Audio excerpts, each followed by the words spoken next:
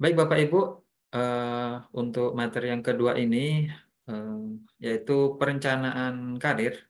Nanti kita tidak hanya berbicara teori, kita akan praktek langsung ya. Ada praktek langsung. Kita akan memanfaatkan sebuah aplikasi dan juga dilengkapi dengan studi kasus yang terjadi di sekitar kita.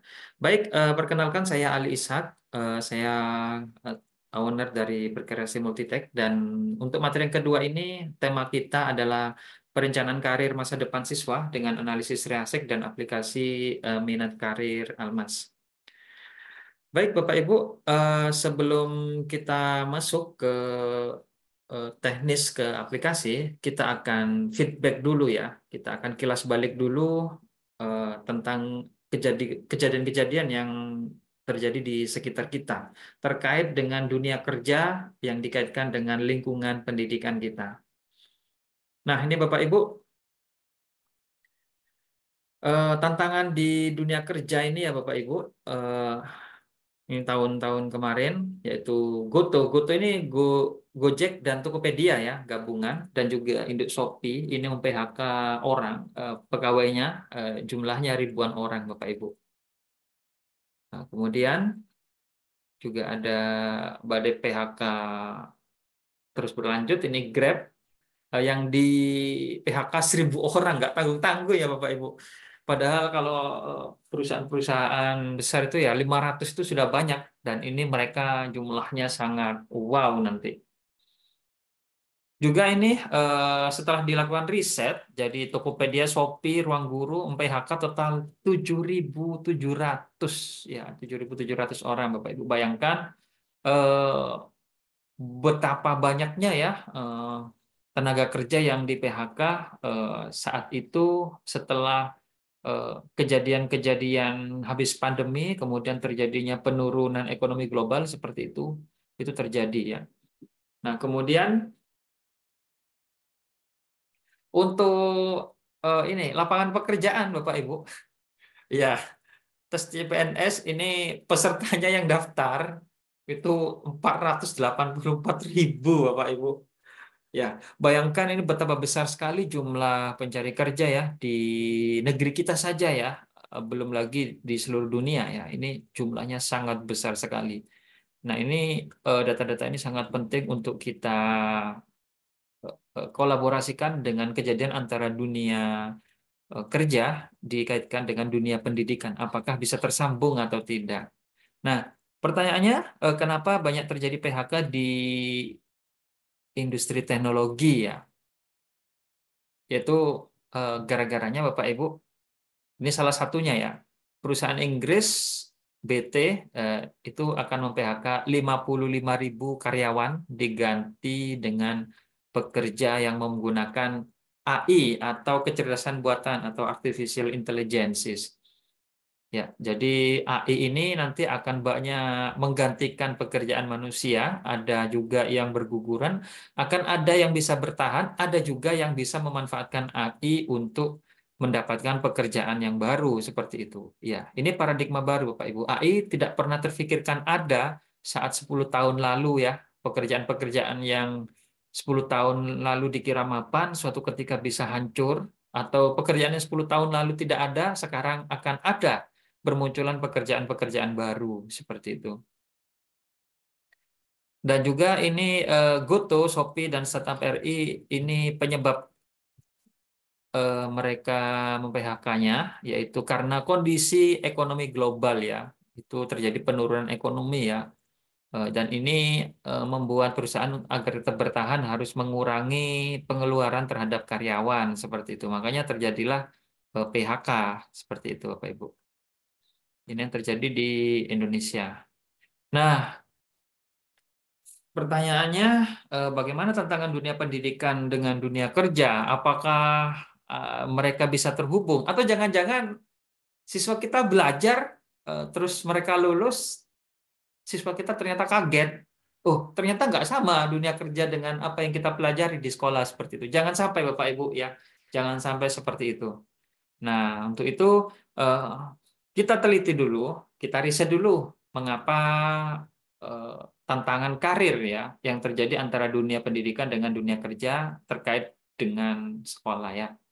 Yaitu tantangan karir di sekolah. Yang pertama ini siswa itu tidak percaya diri untuk mengatakan cita-cita dan karir masa depannya ya. Kamu pengen jadi apa, nak? Pengen jadi apa ya? Pengen jadi pilot. Ya, itu jawaban standar sejak zaman dahulu, Bapak Ibu. Pengen jadi astronot, ya. Itu kadang-kadang jawaban yang mengawang-awang ya. Untuk itu, kalau pengen benar-benar pengen jadi astronot, kita harus mempersiapkan mereka ya. Bagaimana caranya? Jadi, untuk mengatakan cita-cita itu sebenarnya tidak mudah, Bapak Ibu. Ada beberapa alur yang perlu kita lakukan dalam membantu siswa agar mereka percaya diri mengatakan cita-citanya. Nanti akan kita bahas di bagian belakang. Kemudian tantangan yang kedua, ini siswa tidak memiliki passion dengan dunia kerja di masa depan ya. Jadi mereka yang penting belajar saja ya, tidak tahu pengen jadi apa, ya sudah akhirnya ya hanya taunya belajar. Itu pun kalau yang mau belajar, kalau yang tidak belajar ya santai-santai sekolahnya Bapak Ibu ya. Sekolah santai-santai, mending masih mengerjakan tugas. Itu ada siswa yang memang benar-benar kadang-kadang tidak mau mengerjakan tugas, suka bolos seperti itu ya. Ini tantangan sebenarnya. Jadi mereka nggak punya passion ya, passion terkait pengen jadi apa di masa depan ya. Ini tantangan. Ya memang nggak semuanya, tapi ada satu atau dua atau beberapa itu sudah jadi PR yang cukup menyita waktu bagi kita ya Bapak Ibu. Kemudian siswa kesulitan membuat rencana karir yang sesuai dengan kepribadiannya. Jadi karir itu sebenarnya perlu direncanakan sejak dini ya. Kenapa perlu direncanakan? Karena yang sudah direncanakan itu biasanya hasilnya lebih baik. Ibarat ujian, kalau tidak belajar malamnya atau sebelum-sebelumnya, maka yang tidak belajar akan bisa dikalahkan, walaupun yang tidak belajar itu pintar, akan bisa dikalahkan oleh anak yang tekun, yang memang mempersiapkan diri untuk ujian di esok harinya, seperti itu. Dan yang terakhir, saat kuliah, jangan sampai salah jurusan ya, resikonya besar ya. Kenapa Bapak Ibu? Banyak terjadi ya sama kita ya. Kita masuk dulu di kampus, teman kita jumlahnya 50, saat wisuda cuma 25 ya. 25 tinggal separuh seperti itu, terutama yang swasta. Kalau negeri mereka akan bertahan ya. Kenapa terjadi seperti itu? Ya karena salah satunya adalah kita merasa salah jurusan ya. Salah jurusan itu kenapa sebabnya? Karena kita tidak merencanakan karir masa depan. Yang penting daftar aja kuliah yang paling kosong, akhirnya sampai di tengah-tengah kok stres, oh nggak cocok sama passionnya, ternyata nggak cocok, akhirnya banyak yang berhenti. Terus kuliah lagi, ngulang lagi dari semester 1 lagi. Kemudian nggak cocok lagi, ngulang lagi ya. Sampai usia 30 baru lulus S1 ya. Itu banyak kasus seperti itu ya. Kita sendiri juga teman-teman kita mungkin ada yang seperti itu Bapak Ibu. Termasuk juga eh, dulu pernah cerita siapa ya? Banyak pembesar-pembesar kita yang kuliahnya di mana-mana, di UI, di UPI, tapi nggak ada yang lulus ya, pindah-pindah terus seperti itu. Itu kejadian ya, salah jurusan seperti itu. Nah, kemudian pertanyaan mendasarnya ini seberapa pentingkah sekolah dalam hal ini adalah guru konselor atau guru BK ya? Eh, Pentingkah membantu siswa merencanakan karir masa depan yang sesuai dengan kepribadian siswa? Ya, kalau lihat masalah-masalah tadi ya, pasti jawabannya adalah sangat penting sekali ya Bapak Ibu. Karena sebenarnya tugas sekolah itu dalam hal ini sebenarnya tugas sekolah ya, bukan tugas satu orang saja ya. Tugas sekolah ini dalam hal ini diwakilkan oleh guru BK, yaitu melakukan bimbingan pribadi, bimbingan sosial, bimbingan belajar, yang terakhir adalah bimbingan karir ya. Pertanyaannya apakah sudah kita lakukan di sekolah kita seperti itu? Ya, bimbingan karir ini masuk program besar ya, program besar sebenarnya tugas sekolah dan tugas kepala sekolah ya. Ada sekolah yang memang tidak ada guru BK-nya, maka tugas itu akan menjadi beban ya bagi kepala sekolahnya seperti itu. Makanya guru BK harus ada di setiap sekolah. Nah, terkait sama bimbingan karir itu sebenarnya adalah bimbingan karir adalah proses untuk membantu siswa mengerti dan menerima ya antara gambaran pribadinya ya dihubungkan dengan gambaran di dunia luar, di dunia kerja di luar dirinya ya. Jadi apakah saya cocok nanti kerja seperti ini ya, seperti itu. dan mempertemukan gambaran diri tersebut dengan dunia kerja itu yang pada akhirnya dapat memilih bidang pekerjaan, memasukinya, dan membina karir dalam bidang tersebut. Jadi memang kita kerja itu sesuai dengan bakat, minat, dan karir ya, yang kepribadian kita yang ada di dalam diri kita ya, pikiran kita, hati kita, perasaan kita seperti itu. Jadi itu yang dimaksud dengan bimbingan karir, Bapak Ibu. Nah, artinya itu bukan hanya sekedar konsep ya Bapak Ibu, nanti teknisnya benar-benar kita harus lakukan ya, alur-alurnya seperti apa. Oke, nanti akan kita bahas semuanya teknisnya. Nah, kemudian terkait sama deteksi kepribadian karir dengan konsep Riasek ya. Tadi sudah disampaikan oleh Bapak Dr. Rojabi tentang konsep Riasek itu kepribadian ya, menurut pakar. Jadi manusia itu ada 6 ya, ada 6 kepribadian terkait karirnya. Sukanya apa ya? Sukanya apa? Nanti kerjanya juga seperti apa? Alangkah menyenangkan kalau kita kerja itu sesuai dengan apa yang kita sukai, Bapak Ibu. Seperti itu. Nah, terkait sama Riasek ini adalah singkatan dari realistik, investigatif, artistik, sosial, enterprising, dan konvensional ya. Konsep ini sebenarnya konsep oleh John Holland dan ini terkait sama preferensi minat bakat dalam berbagai jenis pekerjaan. Artinya tes ini nanti eh, apa ya? Ini adalah mengklasifikasikan ya tipe-tipe kepribadian ya untuk kerja apa seperti itu ya, kerja seperti apa yang diinginkan oleh kepribadian setiap siswa seperti itu. Dan ini adalah John Lewis Holland. Jadi beliau ini eh, rata-rata ya, para ilmuwan ini sejak era Perang Dunia I, era Perang Dunia II mereka memang jenius ya Bapak Ibu, penemu-penemu seperti ini ya. Jadi beliau seorang profesor juga dari Universitas John Hopkins. Jadi ini universitas memang ilmu pengetahuan yang sangat luar biasa, Bapak Ibu. Banyak sekali para tokoh-tokoh besar di sana ya. Dan John Lewis Holland inilah yang penemu dan pengembangan karir yang disebut dengan konsep Riasek ini. Oke, kita kembali bahas sekilas ya terkait sama Riasek tadi. Jadi kalau Riasek, misalkan nanti Bapak Ibu akan melakukan tes ya, tes karir dan keluar yang dominan adalah realistik. Jadi ini terkait dengan preferensi menyukai aktivitas fisik ya, kerja praktis, praktek ya, menggunakan tangan, hands on, ya menggunakan keterampilan mekanis ya. Ini biasanya pekerjaan yang melibatkan kemampuan fisik teknis seperti mekanik, petani, teknisi, atau atlet. Jadi yang realistik biasanya suka-suka, kalau yang ini suka bangunan ya, bangun-bangun sesuatu atau merancang elektronika atau mesin ya, mesin mobil, listrik-listrik ya, kemudian apa teknis pokoknya terkait sama logika-logika teknis seperti itu dan langsung digunakan tangan ya. Dan biasanya apa orang-orang seperti ini eh, tidak suka kerja terus-menerus di dalam kantor ya Bapak Ibu. Mereka lebih suka outdoor ya. Yang penting terkait sama teknis lapangan ya seperti itu. Insinyur, arsitek, petani pun kalau yang teknis itu hasilnya akan berbeda dengan petani yang biasa-biasa. Itu yang realistik ya Bapak Ibu.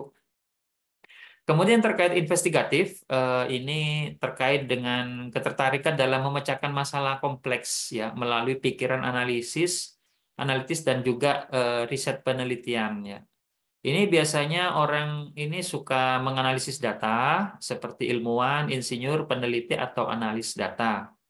Ya, nanti akan eh, kalau yang paling gampang ya kayak detektif seperti itu. Terus kayak sekarang ya kasus Vina, kasus Vina itu, nah itu Bapak Ibu kalau lihat di YouTube nanti akan banyak ya netizen-netizen itu yang menganalisis, mencari-cari apa Facebooknya para pelaku ya itu mereka rata-rata investigatif karakteristiknya.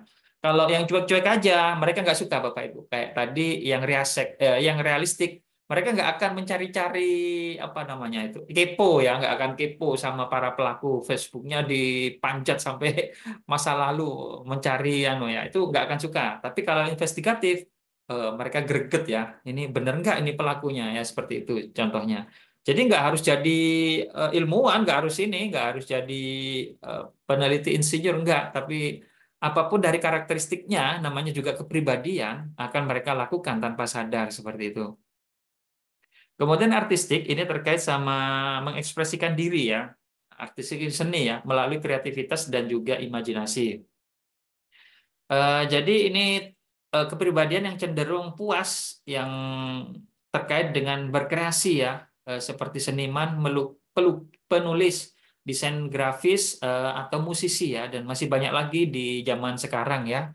Eh, ada yang baru-baru ya, jadi selebgram, jadi YouTuber, jadi macam-macam ya Bapak Ibu, banyak pekerjaan yang terkait seni itu bisa kita lakukan kalau memang karakter kita adalah artistik. Kemudian yang berikutnya adalah sosial. Ini terkait sama kecenderungan minat dalam membantu orang lain ya, dan berinteraksi secara positif di lingkungan sosial. Mereka suka sekali ngumpul-ngumpul ya, suka sekali berkomunitas ya, seperti itu. Dan pekerjaannya ini biasanya bukan hanya sekedar yang kumpul-kumpul ya Bapak Ibu, termasuk membantu orang, perawat, dokter, pengajar, konseling, guru, perawat, ya, konselor atau juga pekerja sosial, termasuk dokter Bapak Ibu. Dokter itu membantu orang, membantu orang menyembuhkan orang itu termasuk sosial ya. Kenapa? Karena ini juga bagian dari sosial klasifikasinya menurut Holland ya. Berikutnya enterprising. Enterprising ini terkait sama bakat untuk memimpin, mempengaruhi orang lain, dan juga mengambil resiko untuk mencapai tujuan ya, enterprising ya. Jadi pinter memimpin, pinter ngomong ya, pinter eh, berani ya, berani istilahnya ambil keputusan yang besar seperti itu. Ya, contohnya ini untuk pebisnis, pemasaran, marketing atau penjualan, pengusaha, manajer atau agen real estate. Ya, jadi Bapak Ibu kalau memiliki karakter enterprising, biasanya omongannya manis ya, bisa mempengaruhi orang lain tanpa sengaja, tanpa tanpa ini secara halus ya, itu bisa mempengaruhi orang lain. Termasuk juga marketing, bisa menjual, bisa juga memimpin. Ayo kita demo ya, seperti itu juga termasuk enterprising. Jadi agak luas sih sebenarnya bagian-bagian dari reaksi ini. Yang terakhir adalah konvensional. Jadi ini kebalikan ya, kebalikan dari yang realistik tadi. Kalau yang realistik itu orangnya ya nggak rapi biasanya ya, pakai baju-bajunya kotor-kotor gitu, udah dibiarin. Nah, kalau ini terbalik, yang konvensional Bapak Ibu. Jadi ini cenderung menyukai pekerjaan yang terstruktur, terorganisir, memerlukan kepatuhan terhadap aturan, prosedur yang jelas, ya, tata cara yang jelas ya, seperti itu. Biasanya mereka cenderung ini kegiatan terkait administrasi ya. Oh, rapi sekali. Kemudian akuntansi, manajemen kantor, ya, akuntan, sekretaris, pegawai administrasi, staf TU ya, itu konvensional. Jadi kalau bisa kalau sebelum merekrut karyawan, cek dulu misalkan pengen jadi staf TU atau staf perpustakaan, cari yang konvensional Bapak Ibu. Kalau yang realistik, mereka nanti akan lebih banyak praktek tapi nggak rapi ya kerjaannya. Kalau yang rapi, yang konvensional ya. Kalau konvensional ada di perpustakaan itu buku-buku rapi, tertata rapi, manajemennya bagus, ya pokoknya termanajemen semua lah. Ada mereka membuat SOP itu aturan operasionalnya jelas ya, seperti itu. Ini yang konvensional. Jadi sebenarnya ini biasa digunakan oleh perusahaan-perusahaan untuk merekrut karyawan baru ya. Riasek ini pengen apa perusahaan, pengen orang yang seperti apa ya, orang butuh tenaga manajer ya berarti cari yang enterprising, kalau butuh tenaga riset ya cari yang investigatif, kalau butuh tenaga praktik lapangan ya yang ini, yang tadi realistik, kalau butuh tenaga untuk rapi-rapi administrasi ya cari yang konvensional ya. Jadi Bapak Ibu sebenarnya tes kayak gini ini nggak ada jawaban benar atau salah, tapi sesuai dengan kebutuhan. Jadi misalkan Bapak Ibu mau ngelamar perusahaan besar anaknya misalkan, lihat dulu ini jabatan apa, nanti jawabannya itu harus yang mengarah pada apa yang mereka butuhkan. Tapi sebenarnya itu bukan ini sih, bukan terkait sama jawabannya ya, tapi kepribadian kita sih. Nanti kita merasa nyaman apa enggak, seperti itu. Oke. Baik, demikian Bapak Ibu konsep sekilas Triasik. Nah, Untuk itu kita memerlukan pemanfaatan teknologi untuk deteksi karir dengan Riasek ya, dikaitkan dengan pendidikan. Oke, sebelum kita lanjut, kita akan coba tesnya dulu ya. Tesnya akan saya share dulu ya. Silakan kita akan melakukan tes Riasek ini. Saya akan linknya akan saya taruh di chat Zoom ya. Oke. Kita akan lakukan tes. Silakan linknya ts.id garis miring tes strip MK ya. Silakan Bapak Ibu lakukan tes ini atau di chat Zoom bisa langsung diklik ya. Oke. s.id garis miring tes MK. Oke, kita akan melakukan tes selama 5 menit. Waktunya 5 menit, nggak bisa lebih ya. 2014. Oke, silakan dimulai dari sekarang. Ada di chat Zoom juga, bisa diklik langsung. Ya, link tes. Kita akan mencoba tesnya. Dan ini tesnya nggak ini ya, nggak full ya. Ini kita hanya pakai 30 pertanyaan. Untuk yang asli pertanyaannya itu totalnya sekitar berapa? 90 pertanyaan Bapak Ibu. Ya, kita akan pakai sepertiganya saja ya untuk melihat sekilas tentang gambaran kepribadian kita terkait dengan karir. Karena nanti akan kita implementasikan kepada siswa kita ya. Oke, silakan diisi Bapak Ibu yang tidak ada tanda bintangnya nggak usah diisi lah, dibiarin aja. Yang penting nama ini aja diisi ya untuk identitasnya. Oke, saya coba isi ya, Ali. Cukup diisi nama saja ya Bapak Ibu. Yang lain diabaikan aja biar cepat. Oke, waktunya sudah berjalan, tinggal 4 menit ya diisi aja. Nah, ini untuk tesnya disampaikan ke siswa nanti ya, nggak perlu nyontek ya. Ini gampang, nggak perlu mikir ya. Cukup apa yang ada di dalam hati kita, pikiran kita, yang ada di perasaan kita dijawab iya atau tidak ya. Misalkan menulis novel, puisi atau cerpennya, suka ya ini sebenarnya terkait sama ini yang sesuai dengan kesukaan kita ya. Suka menulis novel, puisi atau cerpen? Tidak ya, misalkan seperti itu. Ya. Kalau ada salah satu, misalkan suka memperbaiki peralatan mekanik, mesin, motor, atau listrik. Kalau ada salah satu dijawab iya aja, nggak apa-apa. Oke.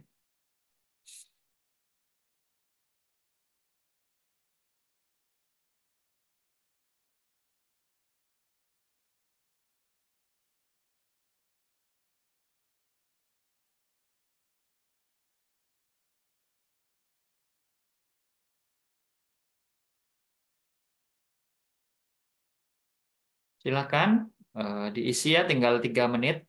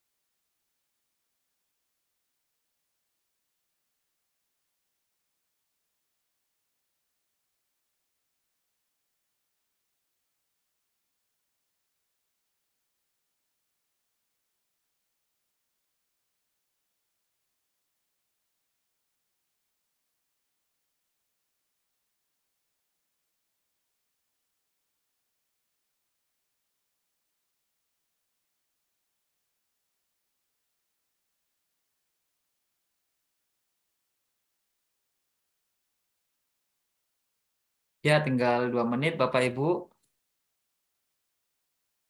Kalau sudah diklik tombol kirim ya. Oh, ini pertanyaannya wajib diisi ya. Kalau tombol kirimnya nggak bisa diklik, berarti ke atas dulu ada yang belum diisi ya. Apa? Jawabannya seperti itu. Oke.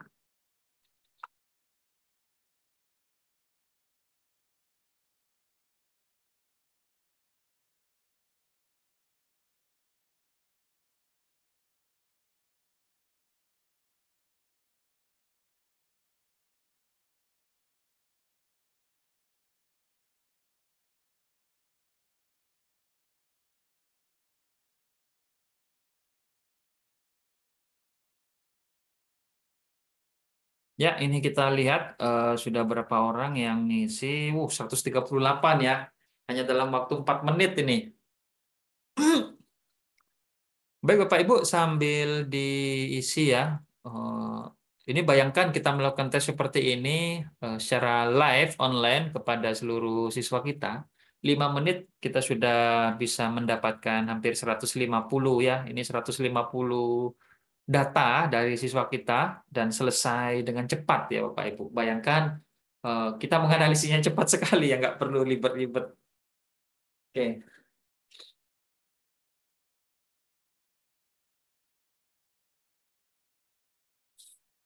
Oke, tinggal 1 menit ya Bapak Ibu. Kita tunggu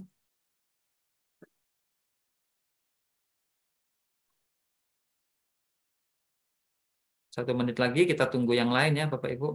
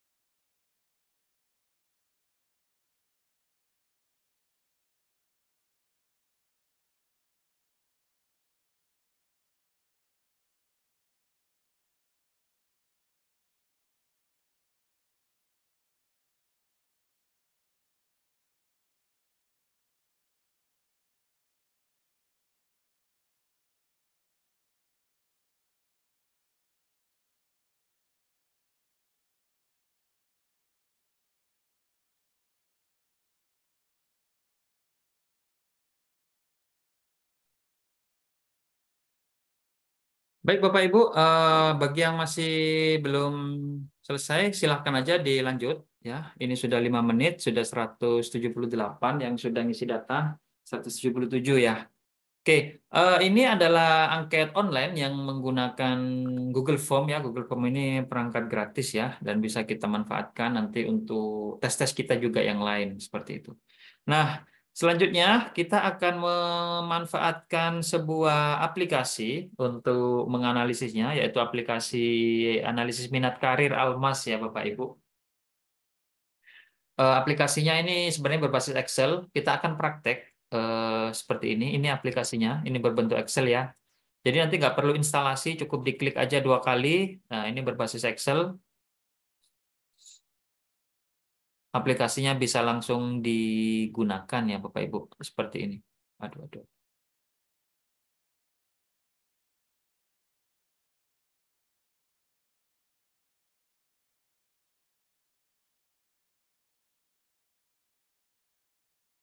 Ya. Nah, ini aplikasinya, walaupun Excel, tapi menu-menunya beda ini Bapak Ibu ya.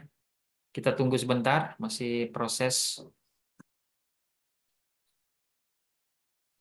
Ya. Dan ini,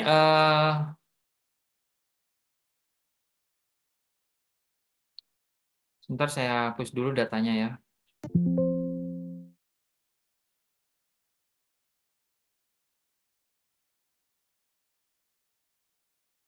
Dan aplikasinya nanti bisa kita lakukan tes langsung secara massal ya kepada siswa kita seperti itu. Oke, ini adalah halaman menu utama yang tampil pada aplikasinya. Saya hapus dulu datanya, jadi grafiknya hilang lagi. Ini adalah menu utama dan tombol-tombol yang ada di sini ini sama dengan tombol-tombol yang di atas ya. Dan ini walaupun banyak tombolnya, Bapak Ibu nggak usah bingung ya. Bapak Ibu cukup melakukan 3 langkah saja ya, yaitu siapkan angketnya, yang kedua dibagikan ke siswa lalu diisi, yang ketiga dimasukkan hasil jawaban siswa itu saja. Nanti analisisnya otomatis semuanya Bapak Ibu. Oke. Untuk angket ada 2 pilihan. Jadi tadi bisa online ya, online, bisa juga offline Bapak Ibu. Jadi kalau tadi di sekolah nggak ada internet, atau siswa dilarang pakai HP, atau siswa tidak bawa laptop, Bapak Ibu bisa menggunakan angket offline ya. Ini sudah ada disediakan, tinggal dicetak saja. Soalnya ada 90 ya sebenarnya standarnya. Standar Riasek itu ada 90. Ini bisa dipakai, bisa manual, yaitu dicetak di bagian itu siswa, atau bisa semi manual. Semi manual itu apa? Semi otomatis. Nanti ini dicetak aja PDF, dimasukkan ke grup WA, siswa ngisi ya.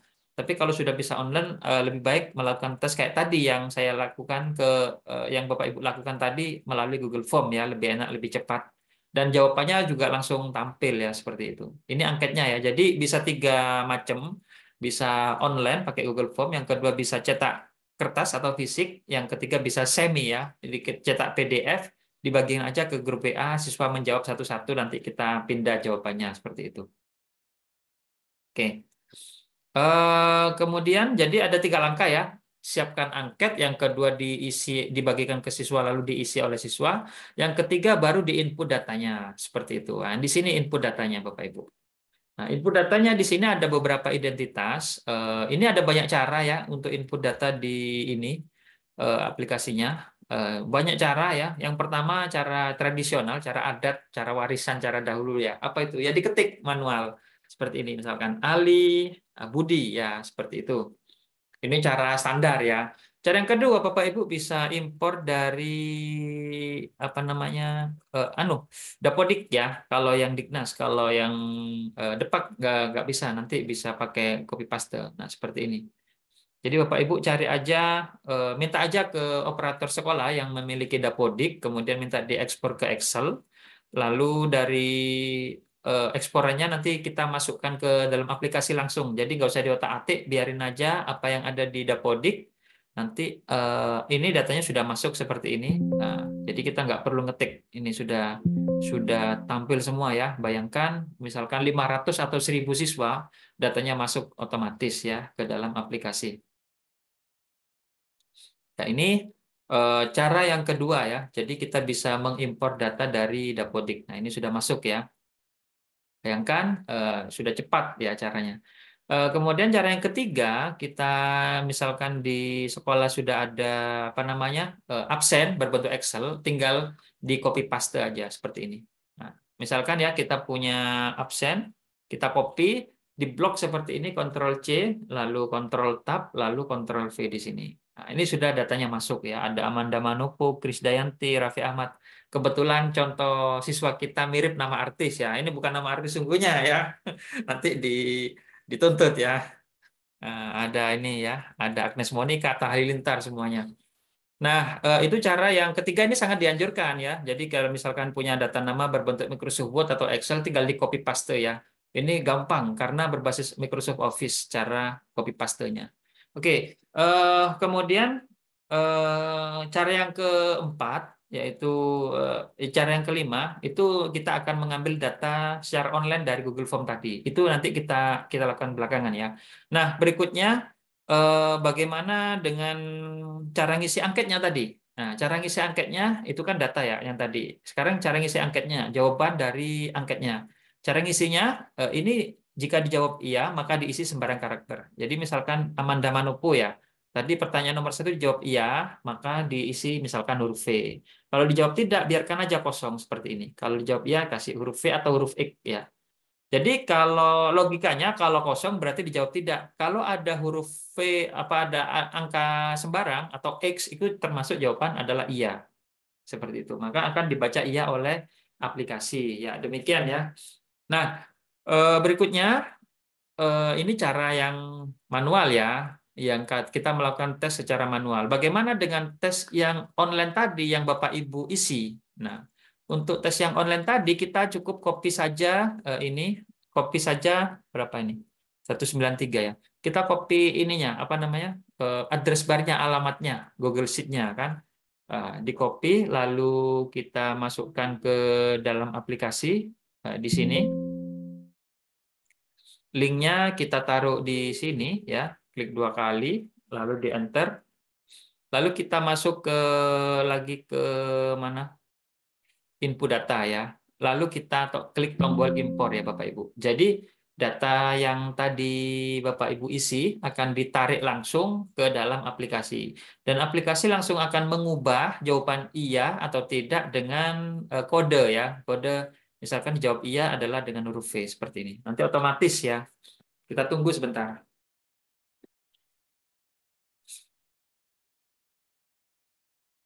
Nah, ini datanya sudah masuk Bapak Ibu. Nah, ini sudah jawabannya tadi pasti akan berubah jadi huruf V ya.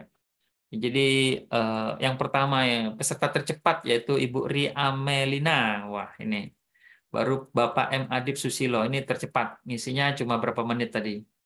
Oke, tadi sekitar 200 kita ubah dulu jumlah pesertanya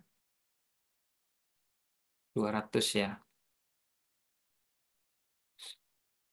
Oke, jadi secepat itu Bapak Ibu. Tadi tesnya 5 menit, kita ngambilnya ya kurang lebih 1 menit kurang lah, 30 detikan, maka datanya sudah masuk ke kita. Nah, sampai di sini sudah selesai tugas Bapak Ibu ya. Nah, berikutnya biarkan kita analisis secara otomatis ya. Kita baca hasil analisis dari aplikasi ya. Oke. Nah, per peserta. Kita mulai dari peserta yang pertama, ini Ibu Ri Amelina ya. Hasilnya yang dominan adalah konvensional, yaitu 35% ya. Yang lainnya di bawah ini. Ini total 100% ya. Jadi konvensional di sini kita tampilkan semua, oke. Deskripsinya yang konvensional ya, suka kerja dalam ruangan, bekerjanya ini melibatkan pengorganisasian dan akurasi, suka mengikuti prosedur, bekerja dengan data dan angka ya, bekerja dengan perencanaan dan event ya. Keterampilan kuncinya komputasi, pendataan, merekam, jadi termasuk ini ya. Kemudian kepribadiannya ya, cenderung bersifat perfeksionis ya, apa-apa itu harus perfect ya karakteristiknya. Lebih suka bekerja secara terstruktur sesuai dengan kesepakatan yang telah ditetapkan ya. Kemudian untuk mata pelajaran yang mendukung, yang ini perencanaan karir ya. Biasanya kalau siswa mendapatkan konvensional yaitu pelajaran yang mendukung, ini matematika, akuntansi, ekonomi, manajemen, studi bisnis, bahasa Indonesia, bahasa Inggris dan lain-lain. Kemudian jurusan kuliahnya apa yang cocok, yaitu pilih di antara salah satu, nggak harus pilih semua ya Bapak Ibu. Nanti pada perkembangannya bisa ditambahkan atau bisa diubah sesuai dengan kebutuhan yang ada di sekolah ya. Ya, jurusan kuliah yang cocok, misalkan ekonomi bisnis, akuntansi, ekonomi, tata niaga, sekretaris, matematika, ilmu komputer ya, termasuk perpustakaan dan lain-lain. Kemudian karir pekerjaan yang cocok, yaitu karir antara lain akuntan, statistik, analisis keuangan, tata usaha, operator, komputer, pustakawan, programmer, bisnis, dan lain-lainnya. Kemudian fokus karir, ini terkait cita-cita nanti akan kita bahas pada angket yang kedua ya. Oke, kita lihat lagi berikutnya satu contoh lagi yang kedua, Bapak M. Adi Susilo. Sama ya hasilnya, maaf ini konvensional juga. Kita lanjut dulu yang lain. Ibu Riri ya, Ibu Riri ini yang dominan banyak. Sebenarnya karena soalnya cuma sedikit 30, maka memang rawan apa jawabannya lebih dominannya lebih dari satu. Tapi kalau kita pakai yang soal 90 itu biasanya cuma dua atau satu seperti itu ya. Nah ini kita analisis sekilas saja ya. Nah, ini untuk Ibu Riri, investigatif, sosial, dan entrepreneuring. Ini wow, enterprising ya. Ini kelas-kelas besar semua ya, terkait sama berpikir dan bersosial ya, seperti itu. Jika hasil Bapak Ibu seperti ini, hasil analisisnya juga seperti ini, ada banyak ya. Yang investigatif ini suka meneliti, menemukan ide, yang sosial suka melatih, mengajar, memberi informasi cocok sebagai guru, tapi juga investigatif suka ya guru BK biasa ya. Guru BK tuh selalu kepo sama muridnya, pengen pengen tahu aja ya sama muridnya. Seperti itu sangat cocok sekali untuk jadi guru BK. Yang terakhir enterprising ya. Setelah kita tahu ya kita selalu memotivasi ke siswa kita ya. Ini sudah sangat cocok jadi guru BK. Jadi kalau yang misalkan nanti ketemunya Bapak Ibu realistik, itu biasanya Bapak Ibu kurang cocok sih, nggak kerasan jadi guru BK ya sebenarnya. Nah, itu karena kebetulan peserta kita adalah rata-rata guru BK dan kepala sekolah. Nanti kalau kita teskan ke siswa kita, hasilnya bermacam-macam Bapak Ibu ya. Oke, kepribadian investigatif ya seperti ini, kemudian mata pelajaran yang cocok ya matematika, sains, fisika, kimia dan lain-lain ya. Jadi ini direncanakan memang. Jadi perencanaan karir masa depan siswa kita seperti apa? Oke. Dan ini Bapak Ibu bisa kita tambahkan foto ya, foto siswa kita. Jadi di sini ada folder foto, masukkan aja fotonya sesuai dengan nomor induk. Misalkan ini kita coba 101 ya, 101 kita ubah sekilas biar ada fotonya biar lebih cakep ya. Sebentar, ini nomor induknya kita ubah 1001 dan 1002 seperti ini. Oke, di sini nanti akan berubah otomatis ya Bapak Ibu ada fotonya. Peserta nomor 2 seperti ini. Nah, ini ada fotonya. Bayangkan ini ada foto siswa kita ya. Mereka dapat ini. Kemudian ini bisa kita cetak secara massal, print langsung atau Bapak Ibu cetak PDF. Kita cetak PDF aja. Nah, dari siswa nomor 1 sampai nomor 3 seperti itu. Nanti bisa kita cetak semua banyak ya. Jadi zaman sekarang Bapak Ibu nggak perlu cetak fisik, cukup PDF, kemudian dibagikan saja ke grup WA kepada siswa atau taruh di Google Drive, lalu siswa biar download sendiri, seperti itu hasilnya. Ya kalau mau dicetak untuk laporan kepala sekolah ya nggak apa-apa, kalau 1.000 siswa ya ada 1.000 lembar atau 2.000 lembar ya, seperti itu. Lumayan biayanya. Nah ini hasilnya Bapak Ibu, kita lihat dalam bentuk PDF-nya seperti ini. Ya, ya, kurang lebih reportnya seperti ini ya, dengan analisisnya. Oke. Ini hasilnya akan sama ya kalau kita cetak menggunakan kertas. Oke, kita lanjut, Bapak Ibu. Juga ada, oh ya, sebelum kita lanjut, Bapak Ibu. Jadi angket ini ada dua. Yang pertama ini angket riaseknya, yang kedua ini adalah angket lanjutan, Bapak Ibu. Angket lanjutan ini terkait sama cita-cita ya, Bapak Ibu. Maksudnya pengen apa siswa? Jadi setelah tahu riasek, oh ternyata kepribadian saya apa, maka kita melakukan angket lagi. Jadi angketnya ini sebenarnya lebih banyak membaca dan riset. Jadi untuk pekerjaan ini ada pertimbangan Bapak Ibu. Ini yang perlu diketahui oleh siswa. Jadi untuk mengatakan cita-citamu apa? Cita-cita saya pengen jadi. Lah, untuk menyebutkan cita-cita itu nggak mudah sebenarnya Bapak Ibu. Kita harus tahu dulu. Termasuk kita kadang tidak nggak sadar ya sampai usia kita seperti ini. Oke, perlu perlu diketahui bahwa pekerjaan yang sering kita pikirkan dalam otak kita itu belum tentu dipikirkan oleh orang lain seperti itu. Itu ada banyak pilihan. Nah, itu untuk itu kita lihat angket yang kedua. Ada pertimbangan A dan pertimbangan 1 atau pertimbangan 2. Ini perlu kita pahami dan perlu kita lihat dulu paradigmanya. Oke, belum tentu apa yang menurut kita bagus itu bagus buat orang lain. Kalau menurut kita, jadi guru, jadi PNS itu pekerjaan paling bagus. Bahkan orang-orang desa pun rela menjual sawahnya agar anaknya jadi PNS. Belum tentu anaknya mau sebenarnya. Kenapa? Karena ini. Oke, kita lihat. Saya perbesar ya, biar terlihat. Nah, ini. Jadi, ini dilihat. Pertimbangan 1 atau pertimbangan 2. Ada orang yang suka bekerja di dalam ruangan. Ya. Yang kedua, saya sukanya bekerja di luar ruangan. Itu aja sudah sesuatu yang berbeda, Bapak Ibu. Menurut kita, kita sebagai guru rata-rata pilih yang ini, suka di dalam ruangan. Jangan paksakan murid kita, kamu harus jadi guru, rajin di ruangan. Nggak bisa seperti itu, termasuk anak kita. Kamu itu harus belajar matematika seperti ini, harus pintar. Nggak bisa, Bapak Ibu. Itu memang setiap manusia memiliki kepribadian yang berbeda-beda. Ya, nggak bisa dipaksakan dan belum tentu apa yang menurut kita baik baik bagi mereka seperti itu ya. Oke, ini pertimbangan yang pertama, bekerja dalam ruangan atau bekerja di luar ruangan. Kemudian yang kedua, bekerja dengan orang lain atau bekerja sendiri atau wirausaha atau outsourcing, Bapak Ibu. Kita kalau di sebuah institusi maka kita adalah bekerja dengan orang lain posisinya. Guru di sekolah itu bekerja dengan kepala sekolah, bekerja dengan wali kelas, bekerja dengan siswa, Pak Satpam, dan lain-lain. Sedangkan ada orang yang nggak mau seperti itu. Orang itu sukanya bekerja sendiri. Contohnya apa? Contohnya outsourcing ya, wirausaha, berdagang, bikin jasa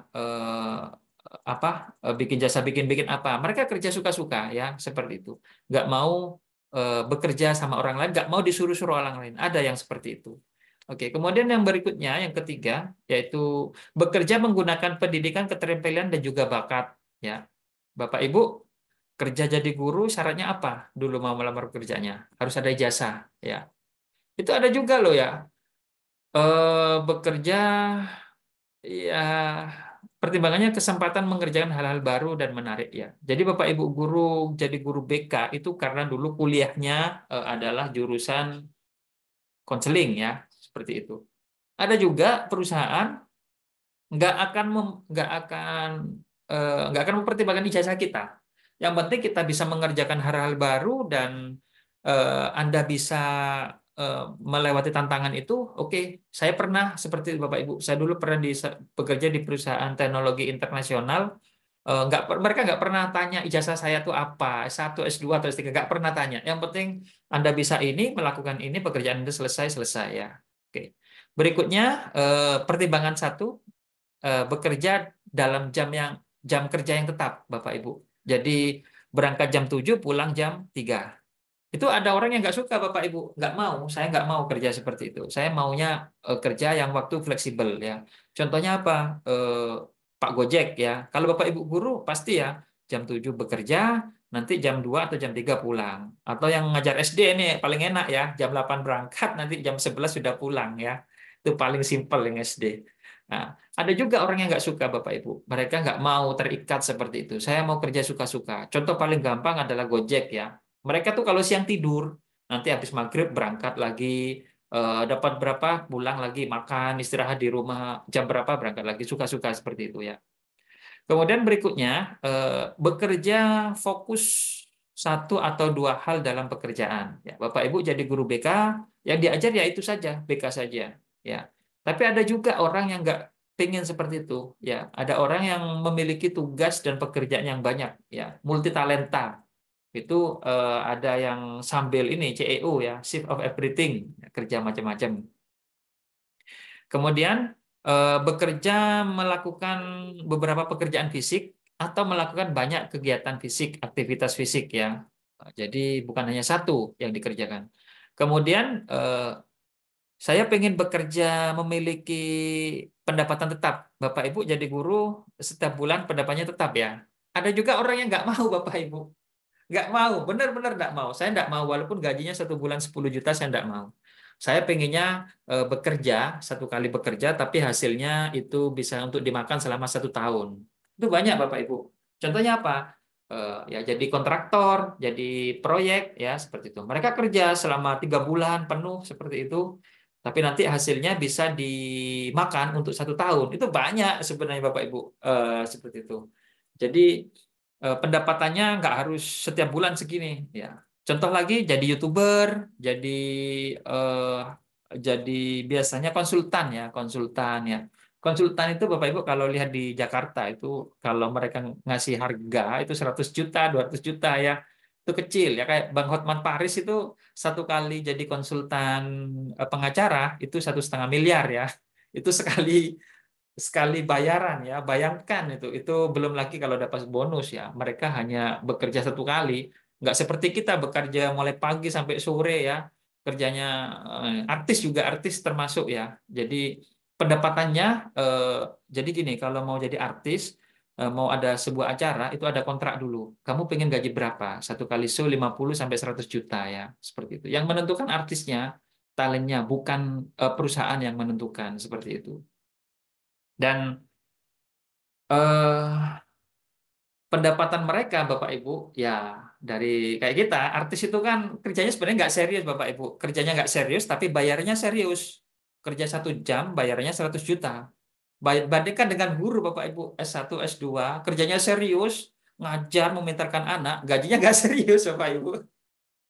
Ya, nggak serius gajinya kita itu sebenarnya. Ya, oke. Berikutnya bekerja memberikan kesempatan ya. Saya pengen bekerja memberikan kesempatan bagi orang lain untuk mengambil keputusan penting. Ini artinya kita musyawarah. Nanti hukumannya apa ya? Misalkan ini contohnya Bapak Ibu ada kasus anak berkasus di sekolah ya, perlu diputuskan secara bersama-sama. Ada rapat dewan guru seperti itu. Nah, atau saya pengen bekerja, sayalah yang menentukan keputusan. Sayalah satu-satunya orang yang menentukan mau jadi apa, pengen apa ya seperti itu. Atau yang kayak tadi, kita ambil keputusan bersama-sama ya. Ada yang karakteristik seperti itu ya. Saya pengen kerja yang seperti apa. Oke, berikutnya, saya pengen bekerja di satu tempat. Eh, Saya pengen bekerja di SMA A, saya ingin bekerja di SMP B, saya ingin bekerja di perusahaan ini ya. Tapi ada juga orang yang pengen bekerja itu nggak suka di satu tempat, Bapak Ibu, terutama yang realistik tadi ya. Saya pengen bekerja di sana, kalau bisa 3 bulan lagi pindah ke Singapura, kalau bisa pindah kemana ya seperti itu. Berikutnya yang terakhir adalah bekerja dekat dengan keluarga. Itu cita-cita kita semua ya Bapak Ibu. Kalau perlu kita bekerja, sekolahan kita itu ada di depan rumah ya. Nah, itu keinginan kita.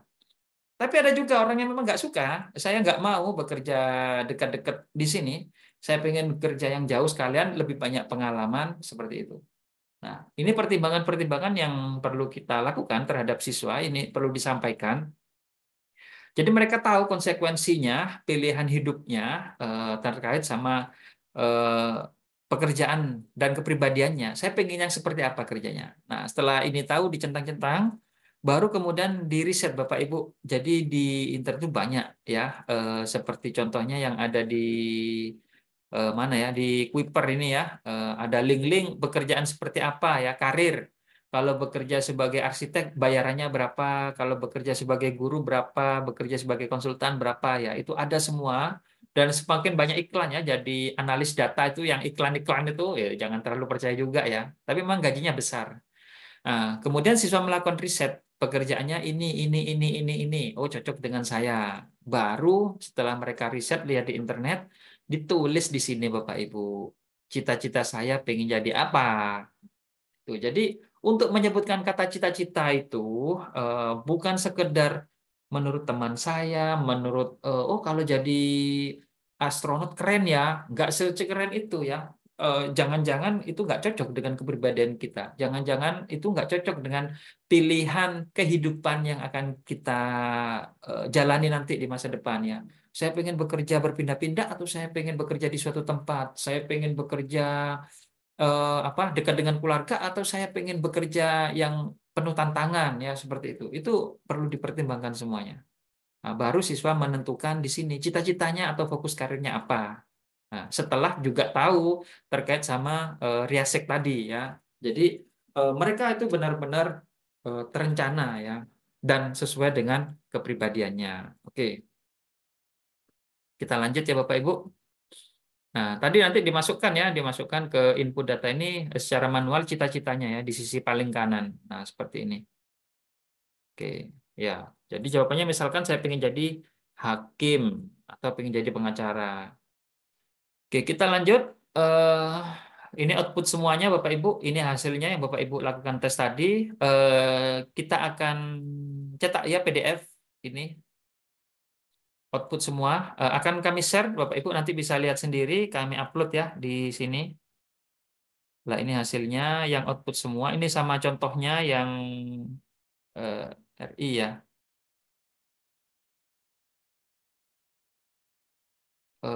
Sebentar kami upload dulu ya.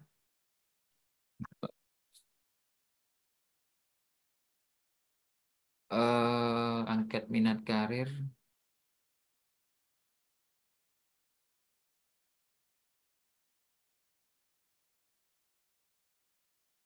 Contoh ya. Jadi Bapak Ibu tadi yang mau melihat hasilnya, hasil tesnya tadi, silakan lihat hasilnya di sini.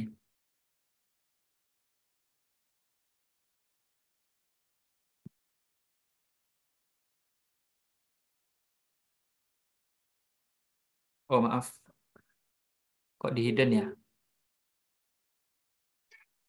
Nah ini. Eh, jadi saya hasilnya saya taruh dulu di chat Zoom ya Bapak Ibu yang mau melihat hasilnya. Ntar saya es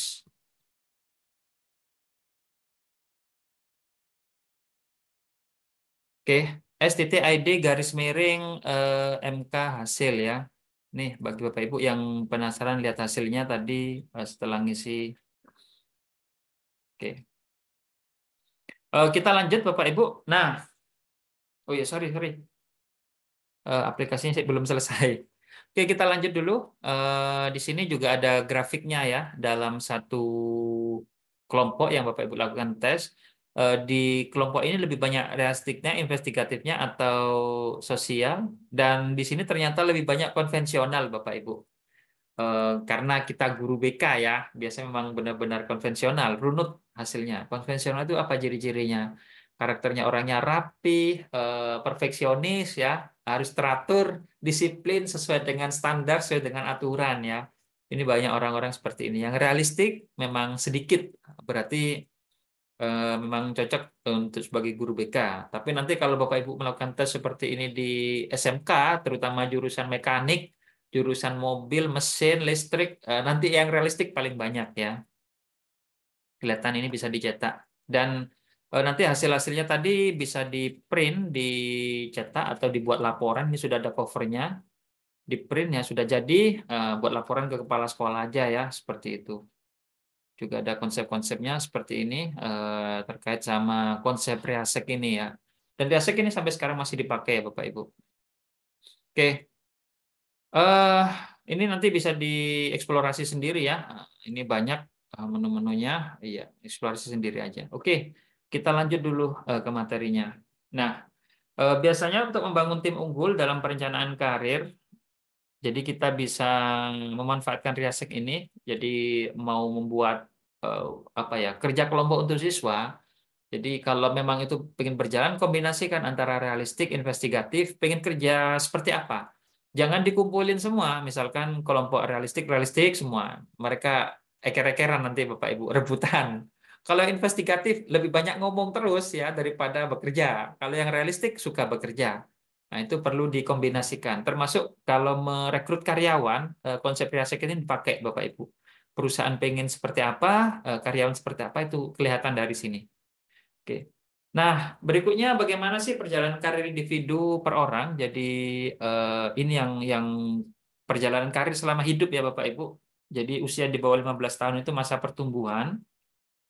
Jadi mereka perlu belajar-belajar saja. Baru usia 15 sampai 24 tahun ini masa penjajakan Bapak Ibu. Jadi siswa mulai sekolah SMP sampai lulus kuliah ini biasanya mereka mulai menggali beberapa keahlian secara serius dan mulai mencoba untuk bekerja ya. Jadi siswa kita tuh mencari bakat minat saya itu apa, dan ini menjadi tugas guru ya untuk menemukan ya bakat minat atau karir yang cocok bagi siswa itu usia 15 sampai 24 tahun.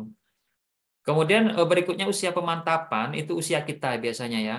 Usia 25 sampai 44 tahun itu biasanya apa?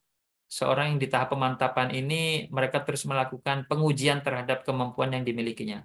Seperti Bapak Ibu jadi guru BK ya, terus belajar. Oh, ini saya bisa BK, terkait BK saya mengembangkan terus kemampuan saya, kompetisi saya ya seperti itu, dan mencoba untuk melakukan pekerjaan yang sesuai dengan minat bakatnya. Ya, sedang bekerja ini aktif-aktifnya ya usia pemantapan. Nah, biasanya kadang-kadang kalau kita nggak cocok hasilnya antara tadi, misalkan saya jadi guru BK ternyata kepribadian saya adalah realistik. Itu biasanya saya sambil mencoba kerja yang lain, Bapak Ibu. Itu di usia 25 sampai 44 tahun ya. Saya akan mencoba pekerjaan yang lain yang sesuai dengan kepribadian saya atau pemikiran saya juga.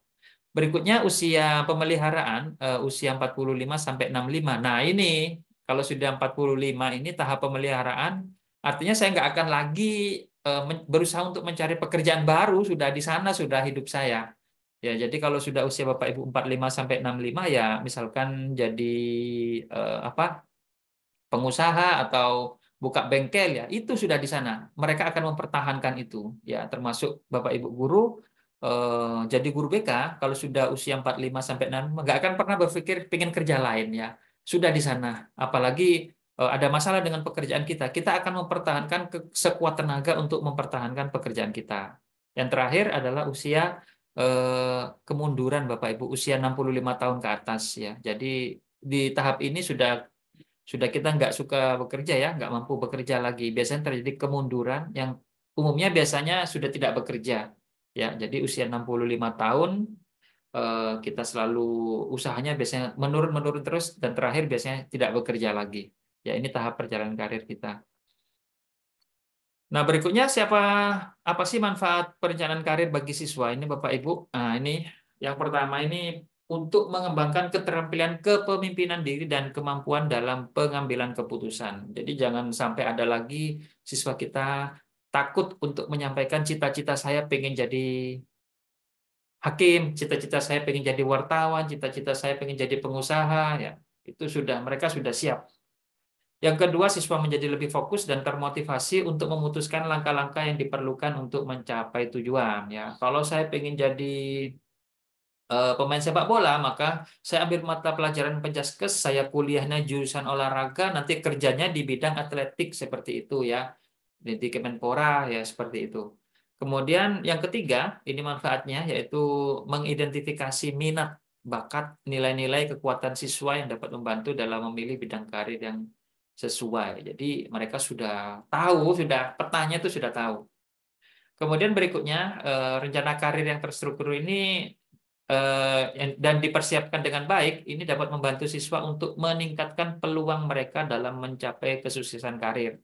Kalau saya ingin jadi TNI, maka saya mempersiapkan ini, materinya ini, fisiknya ini ya. Jadi saat melakukan tes, mau ingin jadi TNI, mereka sudah tahu. Bukan masih meraba-raba lagi, Bapak Ibu. Dan yang terakhir, dapat membantu siswa dalam menghadapi perubahan yang tak terelakkan di dunia kerja. Ya. Kalau siswa sudah siap, benar-benar sudah tahu, maka mereka siap dalam keadaan apapun.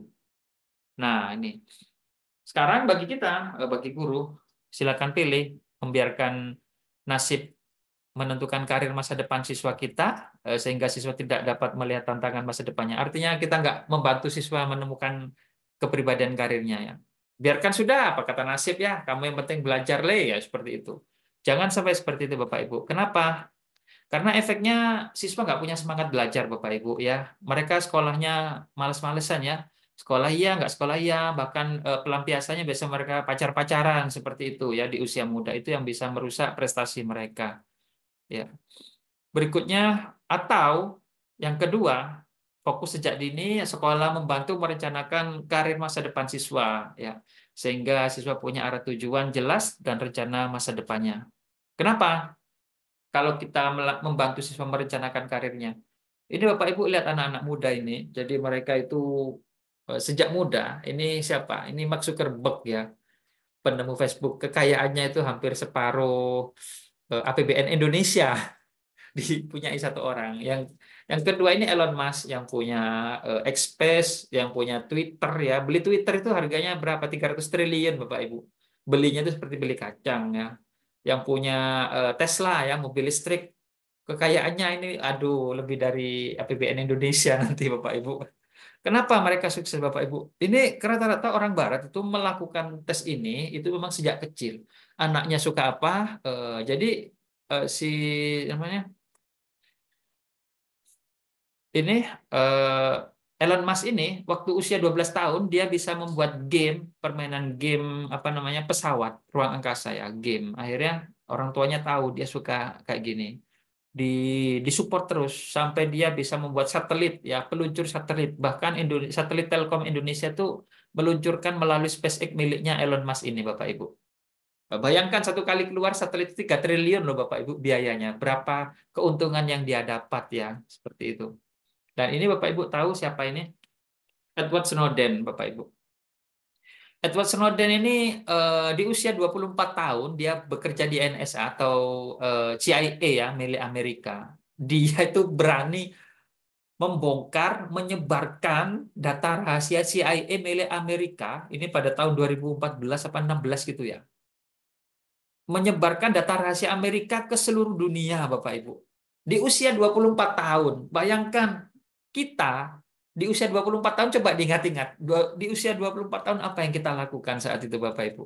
Kita masih belum jejak, pengen jadi apa? Karir kita masih nggak jelas ya. Kita masih nggak punya perencanaan karir, nggak bisa ambil keputusan besar di usia muda ya. Kenapa? Karena memang kita nggak dibantu ya, nggak dibantu perencanaan karir oleh orang-orang di atas kita ya, sebelum kita. Ya, kalau kita sejak kecil sudah dibantu perencanaan karir, akhirnya di usia 20 tahun sampai 30 tahun kita bisa mengambil keputusan-keputusan besar ya. Berani ya. Ya, bayangkan kita dulu usia 24 tahun apa yang kita lakukan? Yang bingung mencari jodoh, mencari pasangan ya gitu-gitu aja ya. Eh, Kalau orang-orang barat, mereka karena perencanaan karirnya sangat kuat, mereka ambil keputusan penting seperti itu Bapak Ibu. Nah, berikutnya, bagaimana hubungan minat karir dengan kurikulum Merdeka? Ya, di Kurmer ini terutama untuk SMA sudah nggak ada ya, lagi nggak ada lagi penjurusan IPA, IPS, bahasa dihapus. Itu diganti pilih mata pelajaran ya. Tesnya itu biasanya menggunakan Riasek ya Bapak Ibu sama. Nanti misalkan ketahuan Riasek apa namanya? Ketahuan misalkan apa? eh, realistik gitu ya. Nanti mata pelajarannya ini ya, seperti itu. Pilih sendiri sesuai dengan arah tujuan karir masa depan kita. Itu sudah di kurikulum dilakukan ya. Dan ini semua dilakukan oleh sekolah melalui guru BK Bapak Ibu. Dan pertanyaan besarnya, apakah sekolah sudah melakukan yang terbaik ya untuk membantu siswa menemukan dan merencanakan karir masa depannya sejak dini? Itu yang penting Bapak Ibu. Atau tetap saja membiarkan siswa dengan nasib yang akan menemukan karir masa depannya tanpa dibantu oleh sekolah ya, mau pasrah atau memang direncanakan sejak dini seperti itu Bapak Ibu ya, pasti ya harus kita bantu siswa kita. Pertanyaannya, kapan mau dijalankan di sekolah kita ya, karena sekolah-sekolah unggul itu mereka nggak main-main terkait sama perencanaan karir masa depan ini Bapak Ibu ya. Jadi perencanaan karir memang harus dilakukan sejak dini. Ya, baik Bapak Ibu, demikianlah pemaparan kami terkait dengan perencanaan karir dengan pemanfaatan aplikasi ini. Baik, kita langsung saja buka sesi tanya jawab ya. Karena waktunya sudah habis, kita buka dua ya. Nanti kita absen dulu, kita tutup. Yang mau live silakan live. Yang masih penasaran mau bertanya diskusi silakan. Tetap akan kami temani 1 jam 2 jam seperti itu. Jadi kita buka untuk dua saja di sesi ini. Silakan Bapak Ibu, langsung saja dibuka mic-nya. Monggo silakan.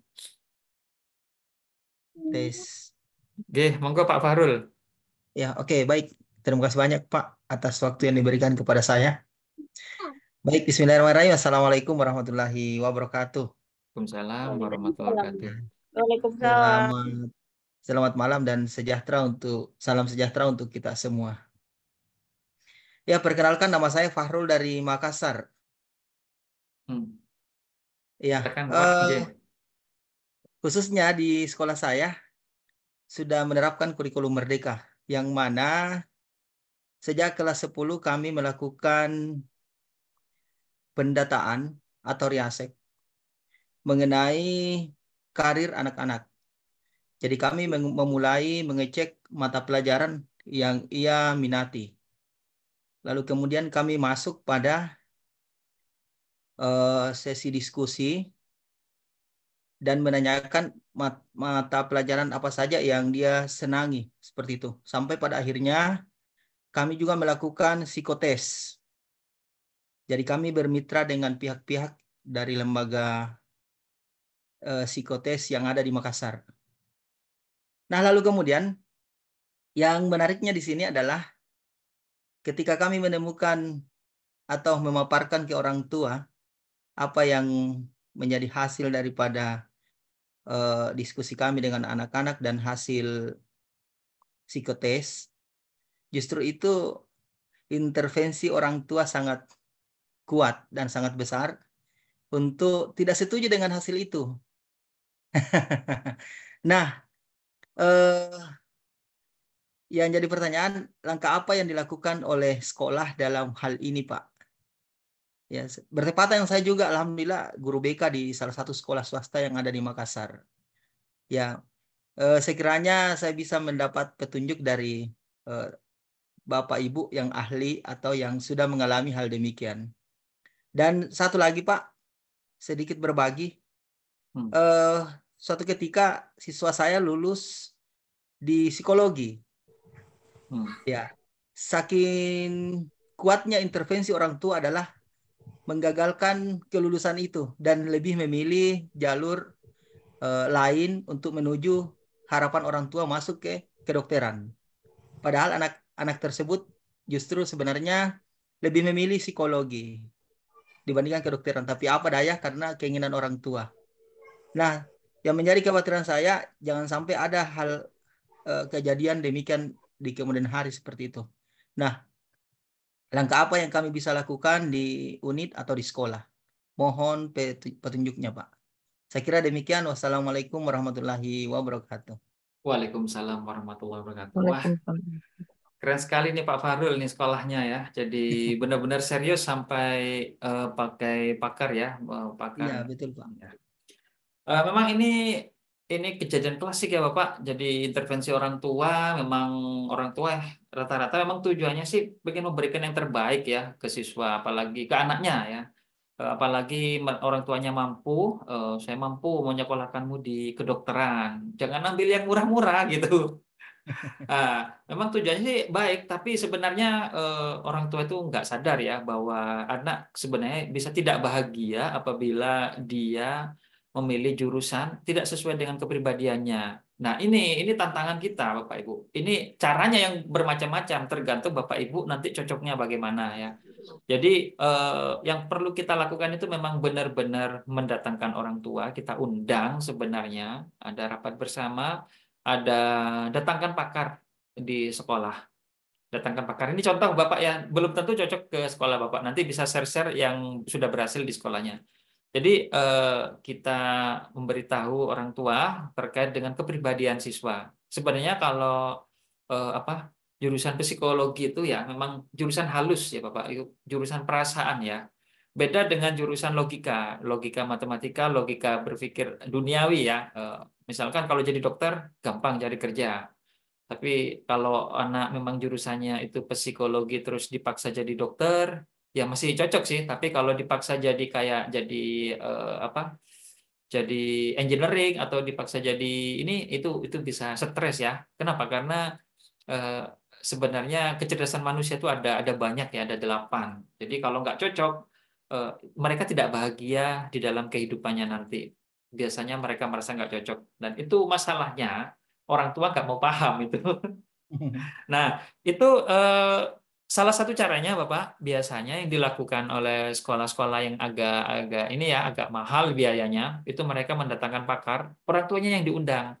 Jadi yang dilatih itu bukan gurunya, tapi orang tuanya, pakar. Jadi mereka diberi pemahaman bahwa kepribadian itu ini, nanti anaknya jurusannya ini, bakatnya ini, minatnya ini, ya, kepribadian karirnya di sini. Itu dikasih pemahaman. Masalah nanti mereka terima atau tidak, ya itu urusan hidayah ya. Enggak, urusan hidayah urusan lain. Mungkin nanti juga akan ada banyak ya guru-guru yang lain yang bisa kita berbagi nanti setelah ini, setelah absen-absen, kita bisa sharing-sharing. Ini memang masalah umum, masalah yang sering kita hadapi bersama. Mungkin bisa sharing-sharing nanti bareng-bareng kita mungkin menemukan formula terbaik bagaimana membuat kasus seperti ini mudah kita hadapi ya, Bapak. Demikian. Jadi contoh kasus juga perlu disampaikan juga Bapak Ibu. Banyak kasus contoh ini kemarin 5 tahun lalu ya kalau nggak salah. Jadi anaknya itu sekolah akselerasi, setiap SMP 2 tahun, SMA 2 tahun, jadi dokter itu di usia 20 tahun. Padahal standarnya itu usia 26 tahun. Orang tuanya senang ya. Anaknya habis wisuda keluar langsung pingsan Bapak Ibu. Pingsan, stres, nggak jadi dokter yang terjadi Bapak Ibu. Anaknya malah sakit ya. Sakit ada di ini terus ya, di kayak kayak trauma gitu ya hidupnya karena terlalu dipaksakan keinginan orang tua seperti itu. Dan contoh seperti ini perlu kita sampaikan kepada orang tua, resikonya itu tinggi kalau mereka terlalu memaksakan kepada anaknya. Kemudian itu resiko negatifnya, resiko positifnya Bapak Ibu. Contoh Ria Ricis ya. Ria Ricis itu nilainya kecil kalau ujian di sekolah ya. Tapi kalau dia suka-suka bikin YouTuber, ya penghasilannya kerjanya nggak serius Bapak Ibu. Penghasilannya dia kalau beli rumah 8 miliar, 15 miliar ya. Itu orang tua nggak tahu yang seperti itu di dunia era modern itu perlu kita sampaikan juga ya. Kalau kita bisa mengekspresikan kepribadian kita dengan karir yang sesuai di era sekarang ini, Itu sebenarnya kalau hanya mencari materi gampang, Bapak Ibu. Jadi selebgram, jadi YouTuber, jadi kerja freelance itu banyak sekali dan itu penghasilnya nggak main-main, Bapak Ibu. Ya, kayak kayak kayak Deddy Corbuzier itu sudah nggak mau jadi artis, Bapak Ibu. Itu sudah pengen jadi YouTuber. Ya, kenapa? Karena hasilnya tuh miliaran itu. Dan itu dirahasiakan sebenarnya berapa gajinya. Itu kalau tahu Bapak Ibu, orang yang dari nggak punya itu jadi kaya raya dalam sekejap di era modern ini. Banyak orang juga yang nggak bekerja ya, ada seperti ada di rumah, tahu-tahu keluar beli mobil, tahu-tahu keluar beli barang-barang besar ya, seperti itu. Itu dikira punya simpenan toyol ya, padahal toyolnya adalah laptop ya, seperti itu. Itu perlu disampaikan nanti ke orang tua. Dan itu tidak disampaikan satu persatu. Kalau bisa memang diundang seluruh orang tuanya. Jadi pemahamannya biar sama. Kalau satu persatu kita capek nanti Bapak Ibu menghadapi satu persatu. Yang pemikirannya yang seperti itu, yang masih kolot ya istilahnya, konvensional itu perlu kita kasih tahu tentang perubahan masa ya, perubahan alam, perubahan zaman seperti itu. Itu saja Bapak. Oke. Monggo, saya kira begitu dulu ya Bapak Ibu. Ini waktunya kasihan, waktunya sudah jam 21:10. Kita tutup dulu sebentar. Kita absen-absen dulu. Nanti Bapak Ibu yang mau leave, silakan leave. Yang pengen tetap berdiskusi akan kami temani nanti sampai 1 jam, enggak apa-apa ya. Oke. Baik, sekian dari saya. Kita tutup dulu event webinar malam hari ini.